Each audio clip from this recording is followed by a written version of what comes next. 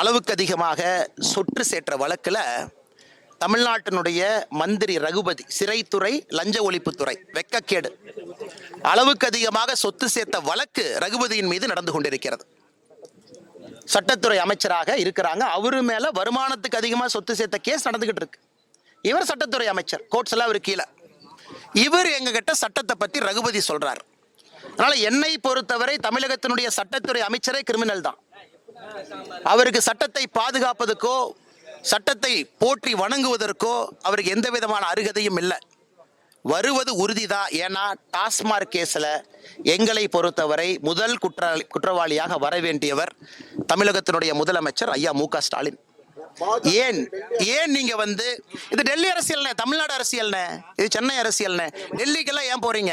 இன்னும் தமிழ்நாட்டில் பாஜகவை பார்க்கட்டும். நாங்க டெல்லிக்கே போகல. பாப்பா எடுபடுமான் செஞ்சா தானே தெரியும். நாங்க செஞ்சு காட்ட போறோம். எடுபடுமா எடுபடாதான் அப்புறம் பார்ப்போம். செய்வது உறுதின்னு சொல்லிட்டேன். டாஸ்மாக் வழக்கில் என்னை பொறுத்தவரை முதல் குற்றவாளியாக இருக்க போறவரே தமிழ்நாட்டினுடைய இன்றைய முதலமைச்சராக இருக்கக்கூடிய மு.க. ஸ்டாலின் நான் சொல்லிட்டேன். அதுக்கு மேல நான் மூடி மறைச்சு எதுவுமே பேசலீங்கண்ணா.